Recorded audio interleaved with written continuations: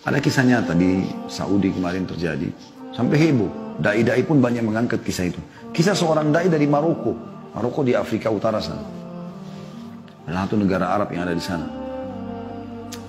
Orang ini, dai ini di Maroko, subhanallah dia mimpi. Rasulullah SAW datang kepada dia. Kisah nyata. Lalu berkata kepada dia, sesungguhnya ada seseorang tinggal di Mekah bernama Fulan, gitu kan.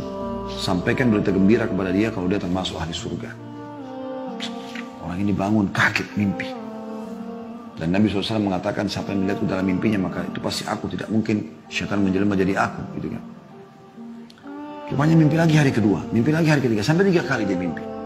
Karena 3 kali dia penasaran, dia ambil pakaiannya, dia beli tiket, berangkat langsung umroh. Tiba di Mekah dia ngobrol sama teman-temannya dai-dai yang dia kenal juga. Orang-orang soleh, Masya Allah, kelihatan ada jenggotnya, kelihatan wajahnya orang-orang soleh, Masya Allah. Bertemu mereka, lalu dia cerita sama teman-temannya, saya mimpi ada seseorang bernama Fulan bin Fulan dari suku ini, itu di Mekah. Dan Nabi SAW bilang 3 kali dalam mimpi saya sampaikan dia termasuk ahli surga. Gimana nih gitu?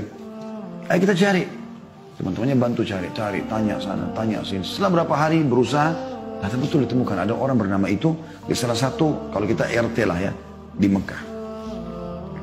Datanglah mereka ke sana, lalu kemudian menanyakan kepada Pak RT-nya kalau kita ya, Umdah gitu kan. Nanya, gimana nih? Ada nggak sih orang bernama Fulan? Mereka RT-nya sendiri, RT atau RW itu kaget pada saat itu. Kenapa kalian cari?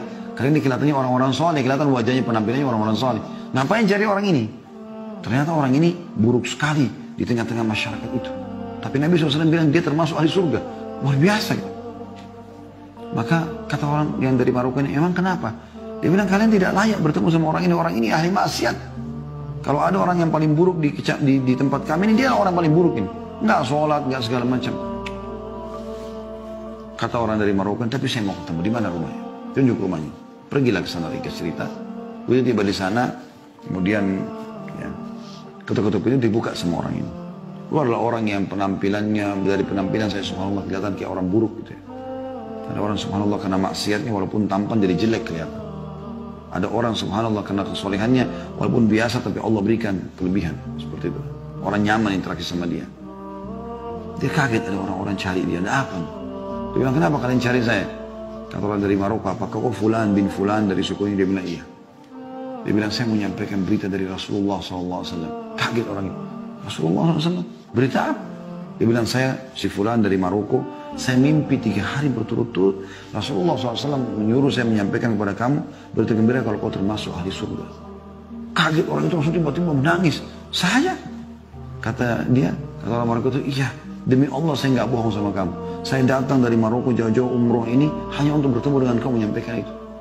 Dia bilang demi Allah, akhi, orang itu bilang, tidak ada orang lebih buruk daripada saya di sini. Bagaimana bisa saya dapat jaminan itu?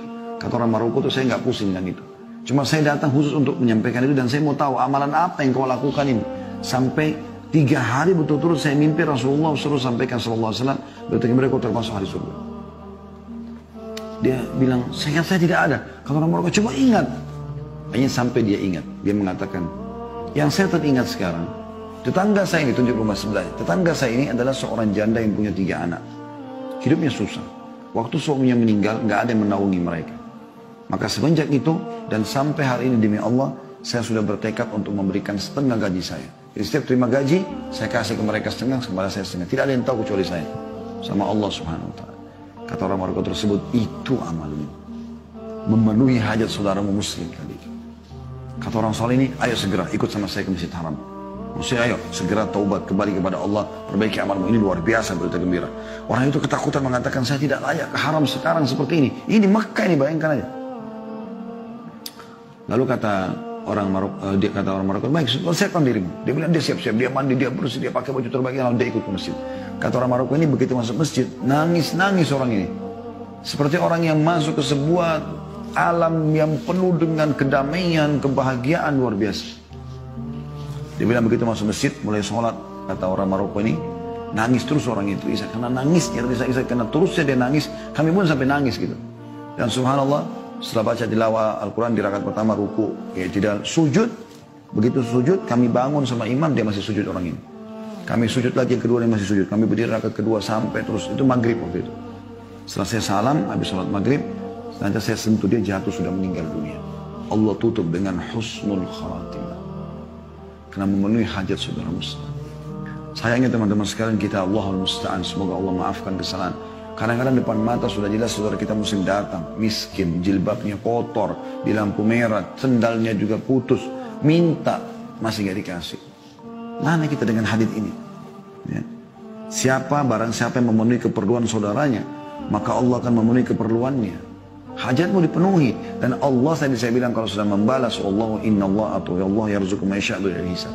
Allah kalau kasih rezeki tidak pernah pakai perhitungan lagi.